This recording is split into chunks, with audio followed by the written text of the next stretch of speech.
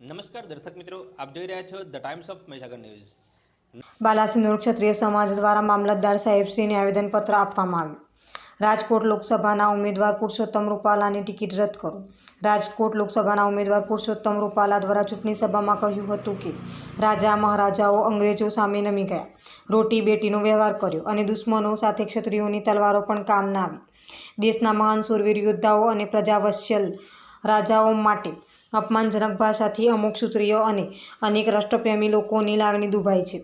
જે સમાજે જે રાજા મહારાજાઓએ ધર્મ, દેશ, નારી, ગૌરક્ષા, મંદિર, સામાન્ય વ્યક્તિના ન્યાય કે પછી અબોલ જીવની રક્ષા વગેરે માટે હસતા હસતા એક પછી એક અનેક પેઢીઓ ભારતની ધરતીમાં હોમી દીધી અને માત્ર રાજાઓ જ નહીં પણ તેમની વિરોંગના રાણીઓ પણ સ્વમાન ખાતર સળગતી આગમાં હોમાઈ ગઈ. આવી વિરંગ રાણીઓનો ઇતિહાસ જાણ્યા વગરના નેતાઓ તેમનું ગમે તેમ અપમાન કરે એ જરા પણ ચલાવી લેવામાં આવશે નહીં. એક ચૂંટણી જીતવા માટે ગમે તે સમાજને અપમાનજનક રીતે નીચે ઉતારી દેવો એ જરા પણ યોગ્ય નથી. સમાજ, ધર્મ, સંસ્કૃતિ કે શાંતિનું અપમાન જરા પણ સહન ન કરવું એ આપણી વર્તમાન સરકાર શીખવાડે છે. એનું શ્રેષ્ઠ ઉદાહરણ હાલમાં જ રાહુલ ગાંધી દ્વારા મોદી શબ્દ પર થયેલી ટિપ્પણીથી તેમનું સભ્યપદ છીનવાયું હતું.